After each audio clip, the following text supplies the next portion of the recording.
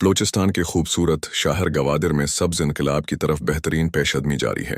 بلوچستان کو جس کو دشمن چاہتا ہے کہ پاکستان سے الگ کر دیا جائے، لیکن افواج پاکستان مکار دشمن کے آگے سیسا پلائی دیوار کی طرح کھڑی ہے۔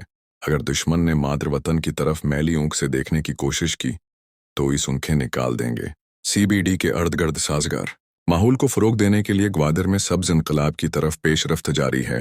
Gwadar smart port city master plan کو پاکستان اور چین نے مشترکہ طور پر 5 نومبر 2019 کو نویں JCC اجلاس میں منظور کیا تھا، جو بنجر زمین کو سرسبز و شاداب بنانے کی کوششوں کا حصہ ہے۔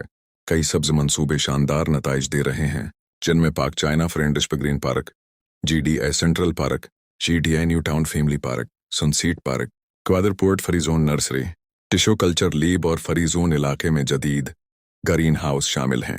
زرعی ماحولیاتی نظام کے تحت ایلو ویرا اور جنگکاؤ کی کاشت بھی شامل کی گئی ہے، جسے جادوئی گھاس بھی کہا جاتا ہے۔ شہر کی بڑی اور چھوٹی شاہراہیں خاص طور پر سڑک کے درمیان بنے ڈیوائیڈرز پر شجرکاری سے سرسبز ہو رہی ہیں۔ میرین ڈرائیو، سید ہاشمی ایونیو، اولڈ ایئرپورٹ، شہید کیپٹن روڈ، پاک چائنا فرینڈشپ روڈ اور دیگر داخلی سڑکوں کے علاوہ رہائشی علاقوں کی گلیاں بھی سبز منظر پیش کر رہی ہیں۔